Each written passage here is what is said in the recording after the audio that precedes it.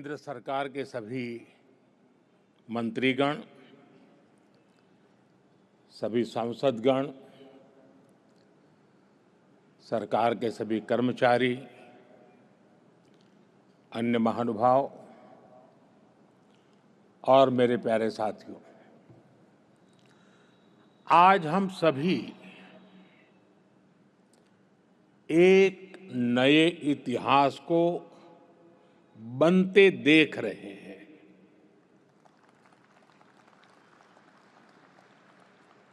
आज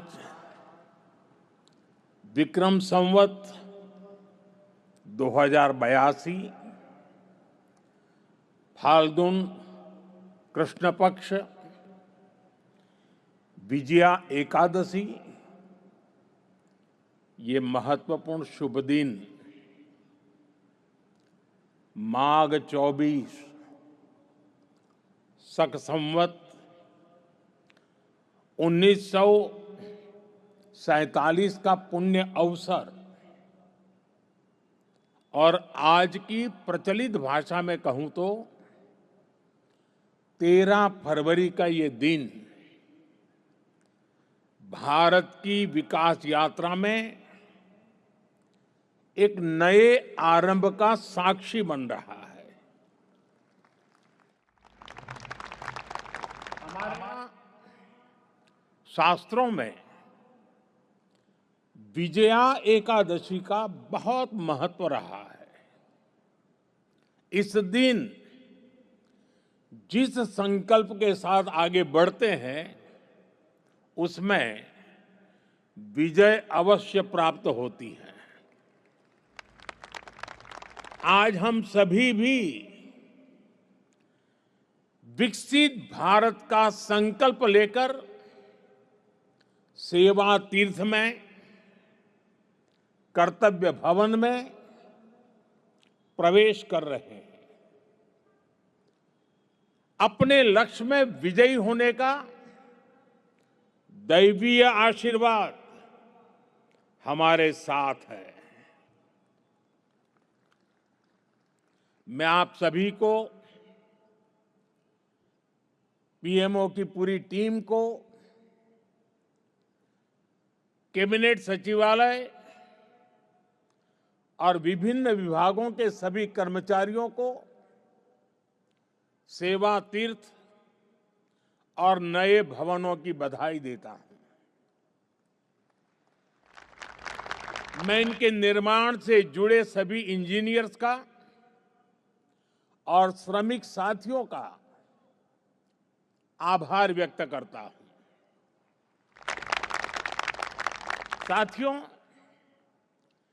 आजादी के बाद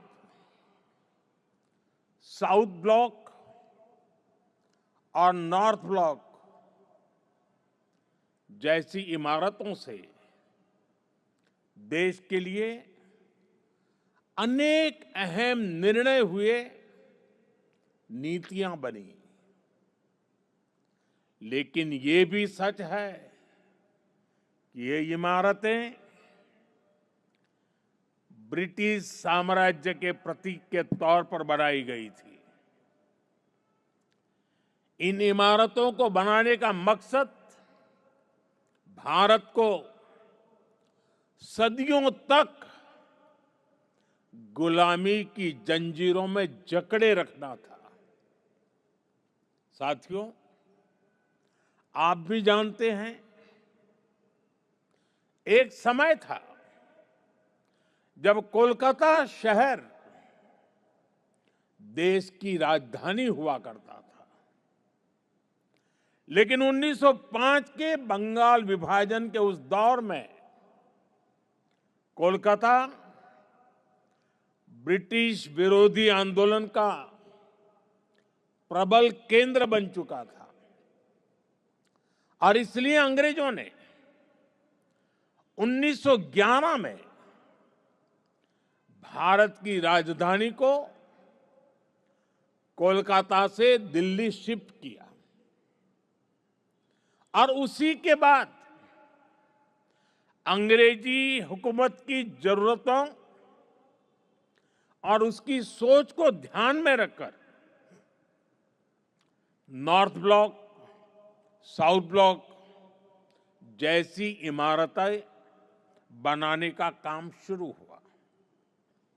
इसके बाद जब रायसीना हिल्स के इन भवनों का उद्घाटन हुआ था, तब उस समय के वायसरॉय ने कहा था, जो नए भवन बने हैं वो ब्रिटिश सम्राट की इच्छाओं के अनुरूप बने हैं। यानी उस दौर में ये भवन ब्रिटेन के महाराजा की सोच को गुलाम भारत की जमीन पर उतारने का माध्यम थे। रायसीना हिल्स का चुनाव भी इसलिए किया गया कि इमारतें अन्य इमारतों से ऊपर रहे, कोई उनकी बराबरी ना कर सके। अब संयोग से सेवा तीर्थ का ये पूरा परिसर किसी पहाड़ी पर न होकर जमीन से ज्यादा जुड़ा है। साउथ ब्लॉक और नॉर्थ ब्लॉक जैसी इमारतें जहां ब्रिटिश हुकूमत की सोच को लागू करने के लिए बनी थी, वहीं आज मैं गर्व के साथ कह सकता हूं कि सेवा तीर्थ और कर्तव्य भवन जैसे नए परिसर भारत की जनता की आकांक्षाओं को पूरा करने के लिए बने हैं। यहां से जो फैसले होंगे वो किसी महाराजा की सोच को नहीं, 140 करोड़ देशवासियों की अपेक्षाओं को आगे बढ़ाने का आधार बनेंगे। इसी अमृत भावना के साथ आज मैं ये सेवा तीर्थ,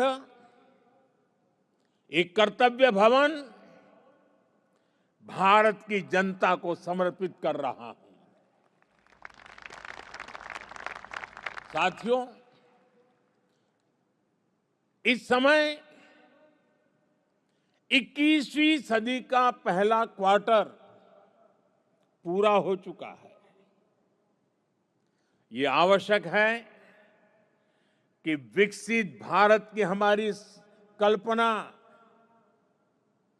केवल नीतियों और योजनाओं में ही नहीं, हमारे कार्यस्थलों, हमारी इमारतों में भी दिखाई दे, जहां से देश का संचालन होता है वो जगह प्रभावी भी होनी चाहिए और प्रेरणादायी भी होनी चाहिए।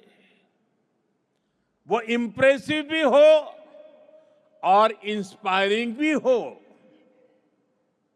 आज नई नई टेक्नोलॉजी तेजी से हमारे बीच जगह बना रही है, लेकिन इन सुविधाओं के विस्तार के लिए, नए टूल्स के उपयोग के लिए पुरानी इमारतें नाकाफी पड़ रही है। साउथ ब्लॉक, नॉर्थ ब्लॉक, पुराने भवनों में जगह की कमी थी, सुविधाओं की भी अपनी सीमाएं थी। करीब करीब 100 साल पुरानी ये इमारतें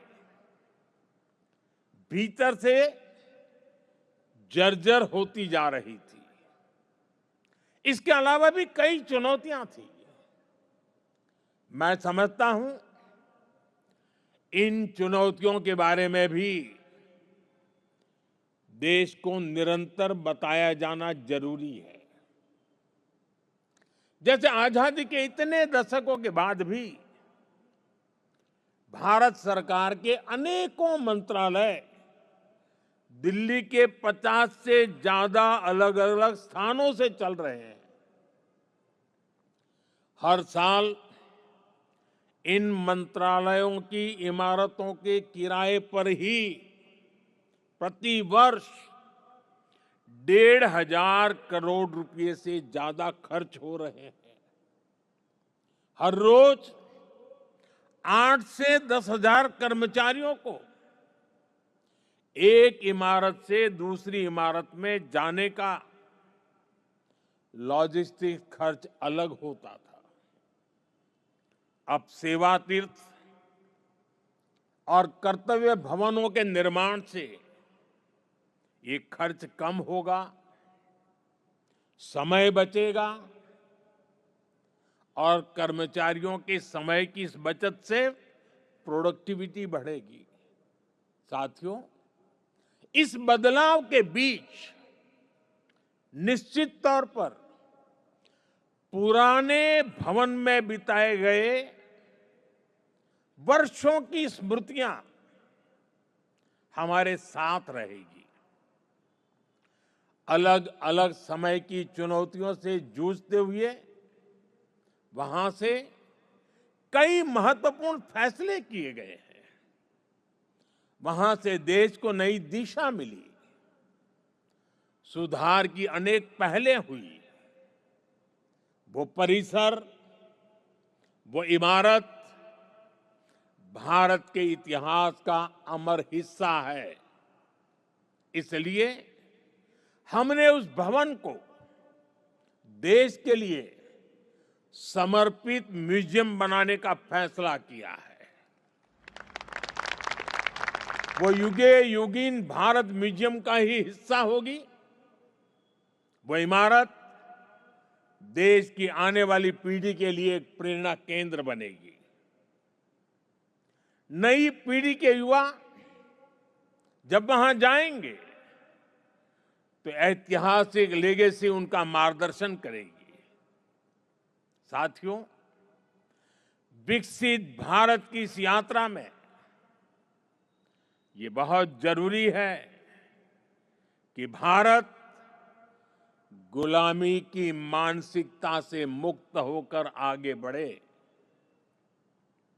दुर्भाग्य है, आजादी के बाद भी हमारे यहां गुलामी के प्रतीकों को ढोया जाता रहा। आप देखिए, पहले क्या स्थिति थी। प्रधानमंत्री निवास जहां है उसे रेस कोर्स कहा जाता था। उपराष्ट्रपति के लिए कोई निवास स्थान तय ही नहीं था। राष्ट्रपति भवन तक आने वाले रास्ते को लोकतंत्र में राजपथ कहा जाता था। आजाद भारत में जो सैनिक शहीद हुए उनके लिए कोई स्मारक ही नहीं था।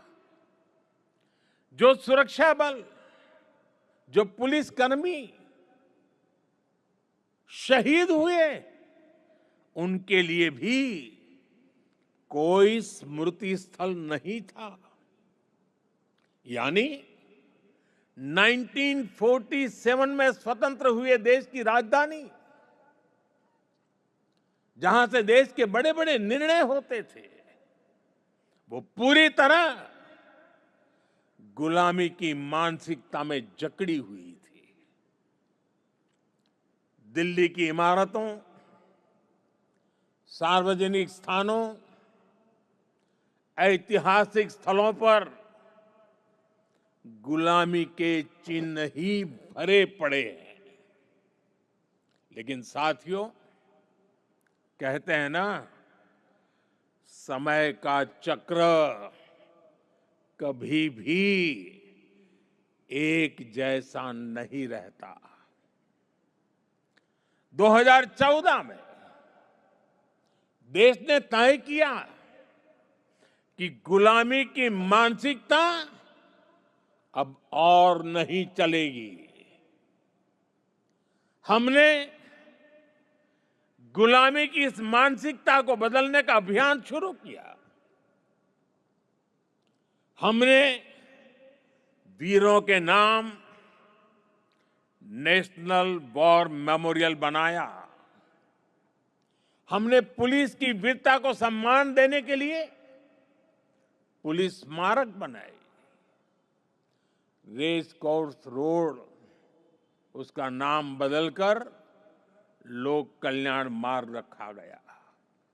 और ये केवल नाम बदलने का निर्णय नहीं था, ये सत्ता के मिजाज को सेवा की भावना में बदलने का पवित्र प्रयास था। साथियों, हमारे इन फैसलों के पीछे एक गहरी भावना है, एक विजन है। ये हमारे वर्तमान, हमारे अतीत और भविष्य को भारत के गौरव से जोड़ती है। जिस जगह को पहले राजपथ के नाम से जाना जाता था, वहां न पर्याप्त सुविधाएं थी, न आम नागरिकों के लिए समुचित व्यवस्था। हमने उसे कर्तव्य पथ के रूप में विकसित किया।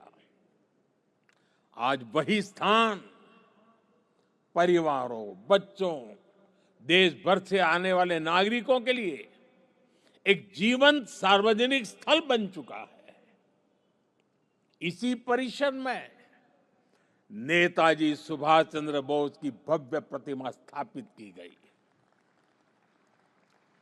लंबे समय तक हमारी राजधानी में अपने महान नायकों की स्मृति को इस रूप में स्थान नहीं मिला था। हमने यह तय किया कि देश की नई पीढ़ी राजधानी के केंद्र में अपने नायकों से प्रेरणा ले। राष्ट्रपति भवन परिसर में भी परिवर्तन किए गए। मुगल गार्डन का नाम बदलकर अमृत उद्यान किया गया। जब पुरानी संसद के पास नए संसद भवन का निर्माण हुआ, तो हमने पुराने भवन को भुलाया नहीं। हमने उसे संविधान सदन के रूप में नई पहचान दी। जब अलग अलग मंत्रालयों को एक परिसर में लाया गया, तो उन भवनों को कर्तव्य भवन का नाम दिया गया। नाम बदलने की ये पहल केवल शब्दों का बदलाव नहीं है। इन सभी प्रयासों के पीछे वैचारिक सूत्रता एक ही है। स्वतंत्र भारत की स्वतंत्र पहचान, गुलामी से मुक्त निशान। साथियों, नए प्रधानमंत्री कार्यालय का नाम है सेवा तीर्थ। सेवा की भावना ही भारत की आत्मा है। सेवा की भावना ही भारत की पहचान है।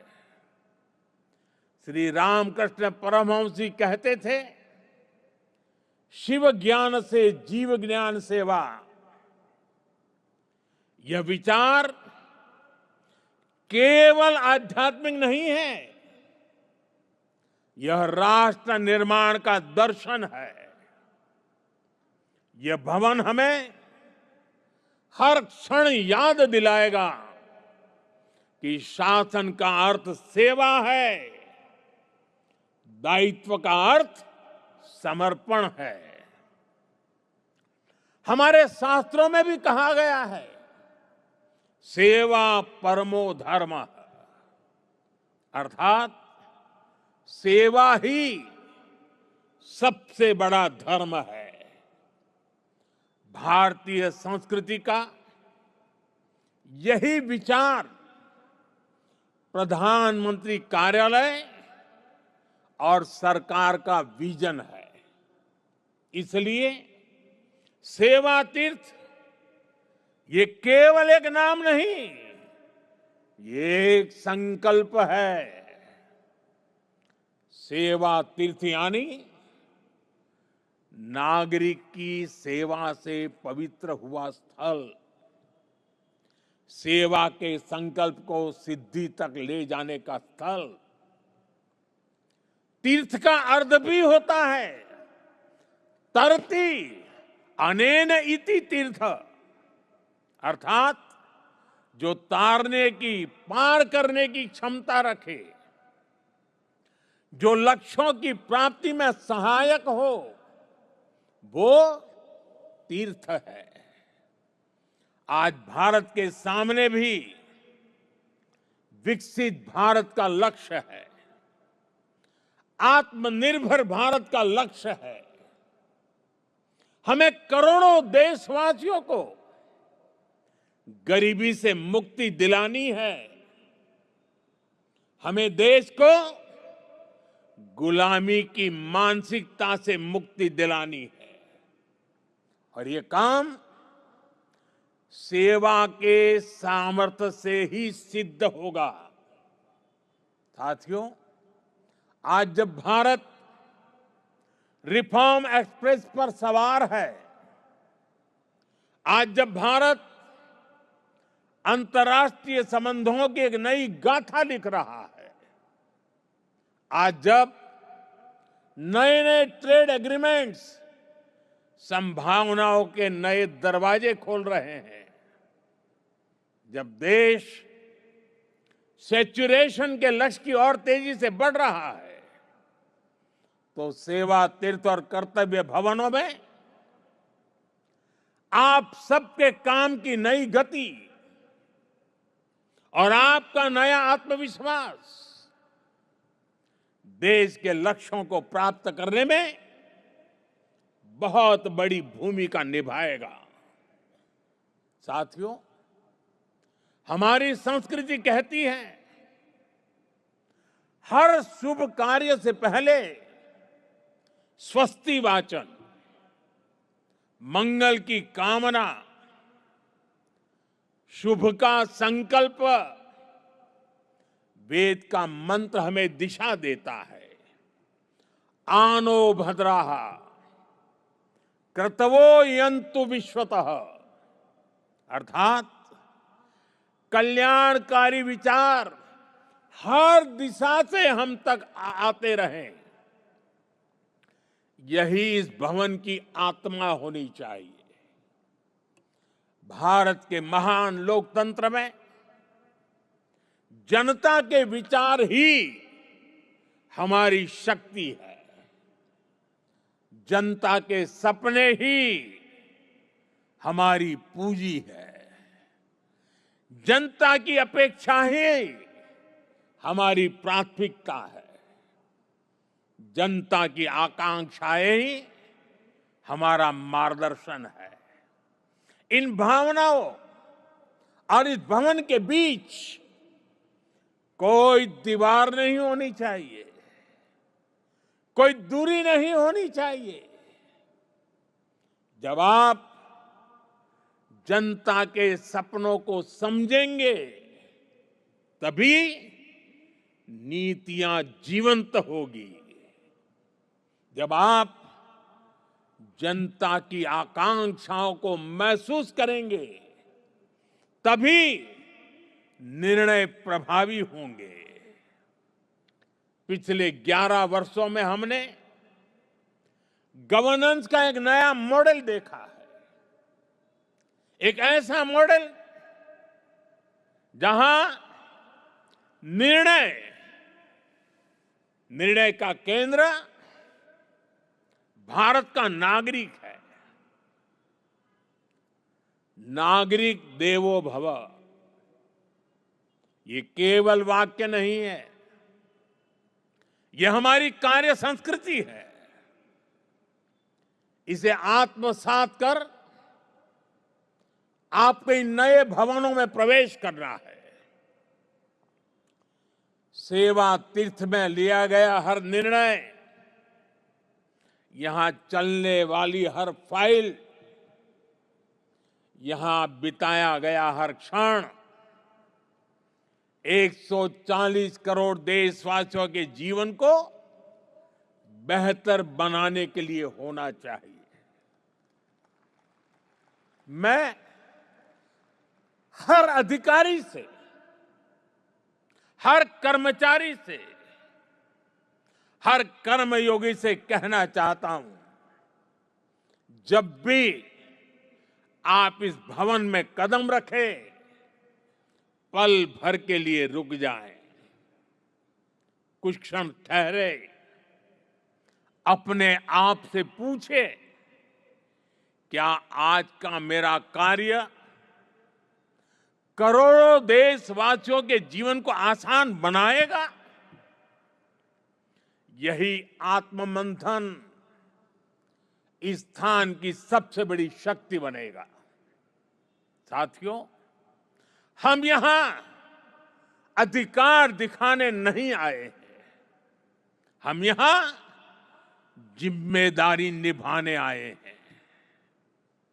और हमने देखा है, जब शासन सेवा भाव से चलता है तो परिणाम भी असाधारण होते हैं।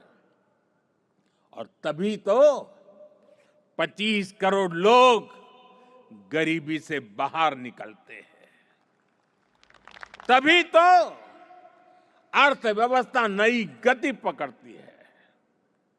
साथियों, आज विकसित भारत 2047 सिर्फ हमारा लक्ष्य नहीं है, यह विश्व की निगाहों में भारत की प्रतिज्ञा है। और इसलिए यहां बनने वाली हर नीति, यहां होने वाला हर निर्णय सेवा की निरंतर भावना से प्रेरित होना चाहिए। और एक दिन जब आप सेवानिवृत्त होकर या स्थानांतरण के बाद इस भवन से विदा लेंगे, आप पीछे मुड़कर देखेंगे, अपने आज के दिनों को गर्व के साथ याद करेंगे। तब आप स्वयं से कह सकेंगे कि हां, जितने दिन मैं सेवा तीर्थ में रहा, कर्तव्य भवन में रहा, हर दिन मैंने देश के नागरिकों की सेवा की, हर निर्णय राष्ट्र के हित में लिया। वह क्षण आपको सुकून देगा, वह क्षण आपकी सबसे बड़ी उपलब्धि होगा, वह क्षण आपकी व्यक्तिगत पूंजी होगा। और वही पूंजी आपके जीवन को गौरव से भर देगी। साथियों, महात्मा गांधी की भावना थी,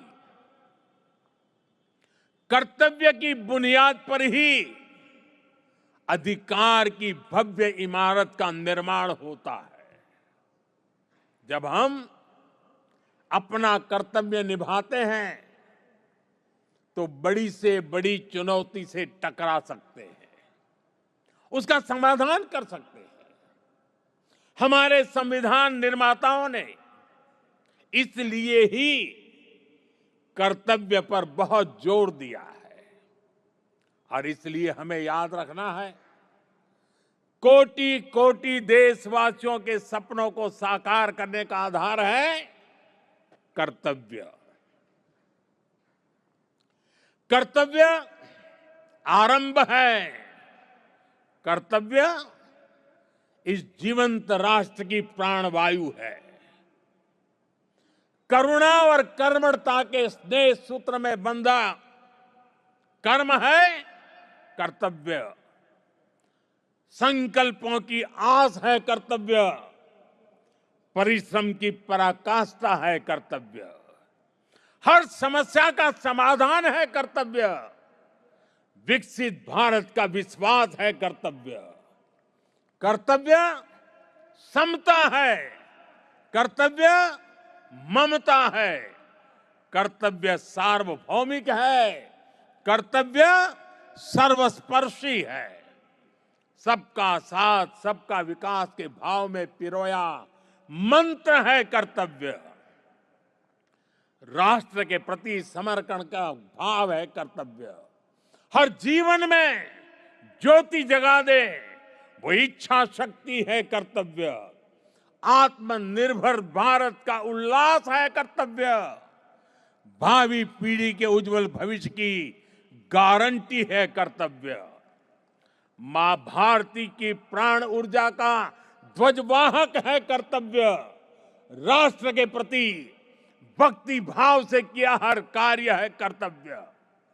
नागरिक देवो भव की साधना का जागृत पथ है कर्तव्य। साथियों, कर्तव्य की इसी भावना से, इस भावना को सर्वोपरि रखते हुए हमें सेवा तीर्थ और नए बने भवनों में कर्तव्य भाव से प्रवेश करना है। साथियों, आज भारत तेजी से आगे बढ़ रहा है, एक नई ऊंचाई की ओर, एक नए युग की ओर। आने वाले वर्षों में हमारी पहचान केवल अर्थव्यवस्था से नहीं होगी, हमारी पहचान होगी गवर्नेंस की गुणवत्ता से, नीतियों की स्पष्टता से और कर्मयोगियों की निष्ठा से।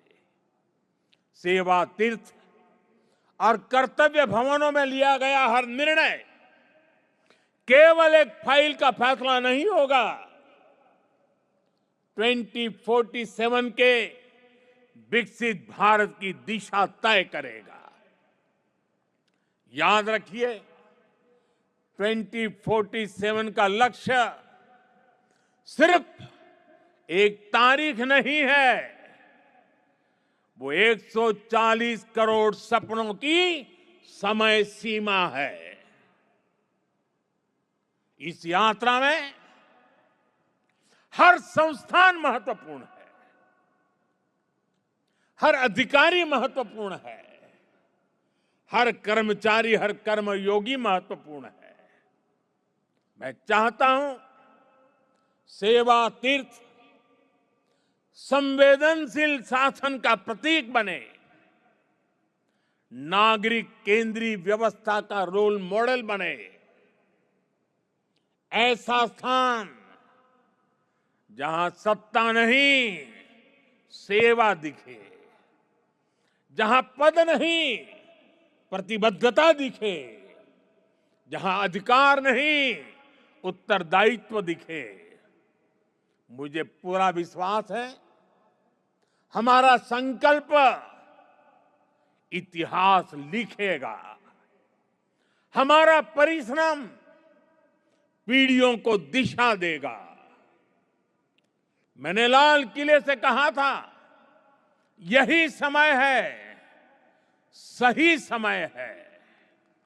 आइए हम हर पल, हर क्षण का सही इस्तेमाल करें। हम राष्ट्र प्रथम की भावना से ऐसे पुण्य कार्य करें कि आने वाली शताब्दियां कहे, यही वह समय था जब भारत ने स्वयं के भाग्य को पुनः परिभाषित किया। यही वह समय था जब भारत ने अगले 1000 साल के उज्जवल भविष्य के लिए अपना मजबूत कदम नई ऊर्जा, नई गति के साथ उठाया था। इसी विश्वास के साथ आप सभी को मेरी बहुत बहुत शुभकामनाएं, बहुत बहुत धन्यवाद। वंदे मातरम।